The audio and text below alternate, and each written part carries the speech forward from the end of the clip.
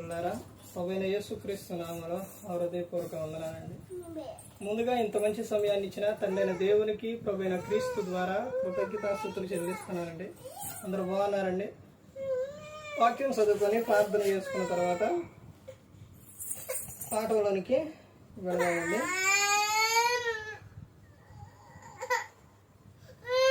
లూకా గారు రాసిన సువార్త 19వ అధ్యాయం 9వ వచనం. అందుకు యేసు ఇతరులలో అబ్రహాం కుమారుడే, ఎందుకనగా నేడు ఇంటికి రక్షణ వచ్చి ఉన్నది. ప్రార్థన చేసుకుని పరలోకమందున్న మా తండ్రి, పరిశుద్ర ప్రేమ గల తండ్రి, గొప్ప తండ్రి, యెహోవా తండ్రి, మీ ప్రియకుమారుడు యేసుక్రీస్తు ప్రభువారి ద్వారా కృతజ్ఞతాస్తుతులు చెల్లిస్తున్నాము నాయన. కూడికంతట్లో మీరు నడిపించండి. వాక్యం బోధించుండగా ఈ లోక సంబంధమైన జ్ఞానంతో కాకుండా మీ జ్ఞానంతో మాట్లాడే భాగ్య దయచేస్తారని మా ప్రభువైన యేసుక్రీస్తు నామన వేడుకుంటున్నాం తండ్రి, ఆమేన్. ప్రభువైన యేసుక్రీస్తు నామలో హృదయపూర్వక వందనాలండి. దేవుని కుమారుడు యేసుక్రీస్తు ప్రభువారు ఈ లోకానికి వచ్చిన తర్వాత పరలోక రాజ్యం సమీపిస్తుంది కనుక మారు మనసు పొందవని ప్రకటింప మొదలుపెట్టారు. ఆ అంశం పాఠం పేరు ఏంటంటే నేడు ఇంటికి రక్షణ వచ్చి ఉన్నది. ఇక్కడ సందర్భం ఎవరికి కనపడుతుందనంటే జక్కయ్య. జక్కయ్య ఎవరోనంటే అతను సుంకపు గుత్తదారుడు. ఇంకా ఎవరనంటే ధనవంతుడు. తర్వాత మరి అంటే ఇతను సుంకపు గుత్తదారుడు అంటే డబ్బులు వసూలు చేసే ఆయన, అంటే ట్యాక్స్ కలెక్టర్ అనమాట. అయితే ఇతనికి ఒక ఆలోచన ఏంటి అని అంటే యేసుక్రీస్తు ప్రభువారిని చూడాలని. ఎలా వచ్చింది ఆ ఆలోచన అని అంటే ఇక్కడ ఈయన గురించి సందర్భం ఏంటనంటే ఇప్పుడు మనం ఏదైనా ఒక విషయం చేస్తూ ఉన్నప్పుడు, ఒక పని కానీ ఏదైనా చేస్తూ ఉన్నప్పుడు, ఎవరైనా ఒక మంచి పని ఎవరైనా చేస్తున్నప్పుడు దాని గురించి మాట్లాడుతూ చెబుతూ ఉంటారు. ఇది మాట్లాడతారు, అది మాట్లాడతారు. అయితే ఇలాంటి సందర్భాల్లోనే ఇప్పుడు యేసుక్రీస్తు ప్రభువారి గురించి ఆ ప్రదేశం అంతా అక్కడ మొత్తం కూడా తెలుస్తుంది. అయితే యేసుక్రీస్తు ప్రభువారిని చూడాలని ఇతనుకు ఆశ కలిగింది. అయితే యేసుక్రీస్తు ప్రభువారు అటు నుంచి వస్తూ ఉంటే ఎక్కడికంట ఆయన సంచరించుచు యెరికో పట్టణంలో ప్రవేశించి, యెరికో అంటే శపితమైన పట్టణం. అసలు అక్కడికే అన్నీ అక్కడే జరుగుతాయి. యేసుక్రీస్తు ప్రభువారు అటు నుంచి అక్కడ యెరికో పట్టణంలో అంటే అటు సంచరించుచు అక్కడ ప్రవేశించాడు. ప్రవేశించిన తర్వాత 2వ వచనం, దాని గుండా పోవచుండును, ఇదిగో సుంకపు గుత్తదారుడును ధనవంతుడని జక్కయ్యను పేరు గల ఒకడు యేసు ఎవరో అని చూడగొరను గాని పొట్టివాడైనందున జనులు గుంపుగూడి ఉండుట వలన చూడలేకపోయెను. అప్పుడు యేసు ఆ త్రోవను రానయ్యుండిన గనుక అతడు ముందుగా పరిగెత్తి ఆయనను చూచుటకు ఒక మేడు చెట్టు ఎక్కెను. అంటే ఇతనిలో ఒక ఆలోచన కలిగి ఉంది. ఏంటనంటే నేను ఎవరిని చూడాలి? యేసుని చూడాలి. ఆయన ఎవరోనని చూడాలి. ఆయన గురించి ఆయన చేసే అద్భుతాలు, ఆయన చేసే ఆశ్చర్యకార్యాలు, స్వస్థతలు కానీ ప్రతి ఒక్కటి కూడా ఆయన నీతి, నిజాయితీ ఇవన్నీ మొత్తం కూడా ప్రతి ఒక్కటి కూడా మొత్తం తెలిసిపోయింది. ఇప్పుడు ఆయన ఎవరు నేను చూడాలని పరుగు పరుగున వెళ్ళాడు. మనసులో ఎప్పుడైతే దేవుని మీద ఒక ఆలోచన అనేది నీకు వస్తుందో దేవుడు నిన్ను వదిలిపెట్టరు. దేవుడు నిన్ను పట్టుకుంటారు, దేవుడు నిన్ను నడిపిస్తారు, దేవుడు నిన్ను రక్షిస్తారు, దేవుడు నిన్ను కాపాడుతారు. ఇక్కడ జరిగిన విషయం అది. అతను చెప్పలేదు, మాట్లాడలేదు. కానీ ఎక్కడ అనుకోండంట అక్కడే చూడండి చెబుతున్నారు. యేసు ఎవరాని చూడగోరెను గాని, అంటే చూడాలి అనుకుండా కానీ పొట్టివాడైనందున చూడలేకపోయింది. ఇప్పుడు ఆలోచన వచ్చింది. అది ఎవరు తెలిసింది? దేవుడు హృదయాలోచనలో ఎరిగిన ఆయనకు తెలిసిపోయింది. ఇప్పుడు పొట్టివాడైనందున చూడలేకపోవటం వలన ఎక్కడికి ఎక్కిండేనా? మేడి చెట్టు ఎక్కింది. ఆ ఎక్కినప్పుడు యేసుక్రీస్తు ప్రభువారు చుట్టూ జనం ఉన్నారు. కానీ ఎవరైతే ఏ ఆలోచన అయితే కలిగి ఉన్నారో, ఆయన మీద ఆలోచన కలిగి ఉన్నారో దేవుడు అదే చూస్తారనమాట. ఎవని హృదయం నా మీద నా యందు ఆనుకొని ఉండునో నేను వాడిని పూర్ణ శాంతినిగా చేస్తాను అని చెబుతున్నాను.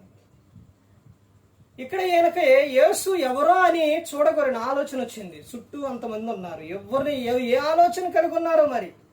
కానీ ఇతను మాత్రం యేసు ఎవరో అని చూడాలని అనుకున్నాడు. రక్తస్రావం కలిగిన స్త్రీ ఆయనను ముట్టింది. ఎలా ముట్టింది? విశ్వాసంతో ముట్టింది. ఆయనలో ఉన్న ప్రభావం ఏమైపోయింది? వెళ్ళిపోయింది. ఇప్పుడు నన్ను ఎవరో ముట్టారని యేసుక్రీస్తు ప్రభువు చెప్పారు. పేతురు గారు అంటున్నారు, అయ్యా ఇంత జనం అందరూ మీద పడుతూ ఉంటే ఎవరయ్యా, ఎవరని చెబుతూ అని అన్నప్పుడు, కాదు పేతురు, నన్ను ఎవరో ఏం చేశారు? విశ్వాసంతో ముట్టారు. ఎంతో మంది ప్రజలు ఉన్నారు ఈ లోకంలో, ఎంతో మంది ఉన్నారు. నిన్నే కోరుకున్నారంటే దేవుడు నీ పట్ల కలిగి ఉన్న విధానం ఏంటి అంటే, నువ్వు దేవుని పట్ల కలిగి ఉన్న ఆలోచన. దేవుడు ఆయన కోరుకున్నారనంటే ఆయన నీ హృదయాన్ని చూశారు. ఇతడు ఏం కలిగి ఉండవు చూడాలనే ఆశ కలిగి ఉండవు. అప్పుడు ఆ సందర్భంలో జరిగిన విషయం ఏంటంటే, అక్కడ అంతమంది ఉన్నా కానీ యేసుక్రీస్తు ప్రభువారు ఆయన్నే చూశారు. జక్కయ్య దిగిరమ్మని వారి ఇంటికి వెళ్ళి, ఆ ఇంటికి వెళ్ళిన తర్వాత దేవుడు నా ఇంటిలో కాలు పెట్టిండని అక్కడ చెబుతున్న సందర్భం చూడండి. కింద మొత్తం చూసుకుంటా వచ్చేస్తే, జక్కయ్య నిలబడి, ఇదిగో ప్రభు, నా ఆస్తిలో సగం పేదలకు ఇచ్చుచున్నాను. నేను ఎవరి వద్దనైనను అన్యాయంగా దేనినైనా తీసుకుని నేను అతనికి 4 గంటలు మరలా చెల్లించునని ప్రభుతో చెప్పాను. అందుకు యేసు, ఇతరును అబ్రాహాము కుమారుడు ఎందుకనగా నేడు ఈ ఇంటికి రక్షణ వచ్చి ఉన్నది. నా ఆస్తిలో సగం ఇచ్చేస్తాను ఎవరి దగ్గర అయితే అన్యాయంగా తీసుకున్నాను అన్నది. అప్పుడు చెప్తున్నారు, ఇతను ఎవరంట? అబ్రాహాము కుమారుడే. ఒక వ్యక్తిని గురించి చెప్పారనంటే ఆ వ్యక్తి ఎలాంటి వ్యక్తి అయి ఉంటారు? అబ్రాహాము గారు విశ్వాసం కలిగిన ఆయన, దేవుని పట్ల భయభక్తులు కలిగి ఉన్న ఆయన. అందుకనే చెబుతున్నారు కదా, ఇతను అబ్రాహాము కుమారుడే, నేడు ఈ ఇంటికి ఏమొచ్చింది? రక్షణ వచ్చి ఉన్నది. రక్షణ ఇంటికి రావాలి అని అంటే ఆయన యందు భయభక్తులు కలిగి ఉండాలి. నువ్వు చేసిన తప్పు ఒప్పుకోవాలి. అప్పుడే నీ ఇంటికి రక్షణ వస్తుంది. రక్షణ ఊకనే రాదు. అర్థమైందండి? అలాగని నువ్వు కోట్లు కట్టాల్సిన అవసరం లేదు, ధనం ఇవ్వాల్సిన అవసరం లేదు, అది ఏమీ లేదు. ఆయన అది ఏం అడగట్లా.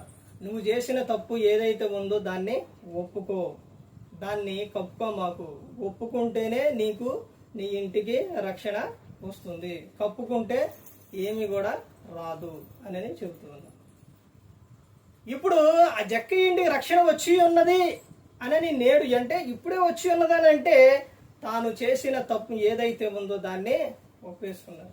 ఇప్పుడే నువ్వు ఆలస్యం చేయకోకుండా నువ్వు చేసిన తప్పు ఏంటో నువ్వు ప్రతి ఒక్కటి నీకు తెలుసు, ఒకటి దేవునికి తెలుసు, నీకే తెలుసు. నీ హృదయం చెబుతూనే ఉంది, దేవుడు నీతోనే మాట్లాడుతున్నారు, పరిశుద్ధాత్ముడు నీకు చెబుతూనే ఉన్నారు. నీ తప్పు ఏదైతే ఉందో ఆయన పబ్లిక్ చేయమని చెప్పట్లా, నువ్వు వాళ్ళకే వీళ్ళకేం చెప్పమని చెప్పట్లా. నువ్వు దేవుని ఎదుట మోకాళ్ళని ఒప్పుకో నీ తప్పు. ఒక పురుషుణ్ణి చూడంగానే నీలో ఒక ఆలోచన వస్తుందా?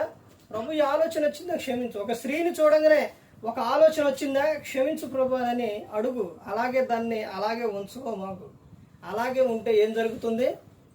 కాకులు మన తల మీద నుంచి ఎగరకుండా ఉండవు, ఎగురుతి. అలా ఎగిరిని కదని అలా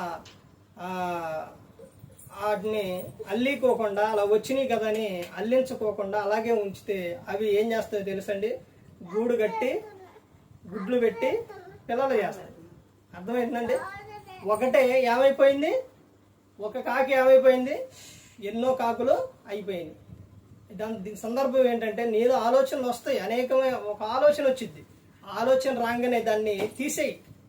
అలాగే ఉంచితే ఆ ఆలోచనే ఏమవుతుంది? మరిన్ని ఆలోచనలు వచ్చేస్తాయి. ఆ ఆలోచన వలనే ఒక ఆలోచన అనేకమైన ఆలోచన తీసుకెళ్ళి దాన్నే ఏం చేస్తే నిన్ను దారి తప్పిస్తాయి. అందుకని దేవుని ఎదుట నీ తప్పు ఏదైతే ఉందో ఒప్పుకో, అప్పుడే నీ ఇంటికి రక్షణ వచ్చింది. అందుకని ప్రతి ఒక్కరు గమనించుకోవాలి, ఏ ఒక్కరు కూడా నశించి నరకానికి వెళ్ళిపోకూడదని యేసుక్రీస్తు ప్రభువు మన కోసం ఈ లోకానికి వచ్చి శివుడు తన ప్రాణాన్ని పెట్టి ఉన్నారు. విశ్వాసంతో ప్రార్థన చేయి, ప్రభువా మా పరిస్థితి ఏంటి, మా పరిస్థితి ఎలా అయిపోయింది, ఎందుకని ప్రభువా అని విశ్వాసంతో నువ్వు ప్రార్థన చేయి.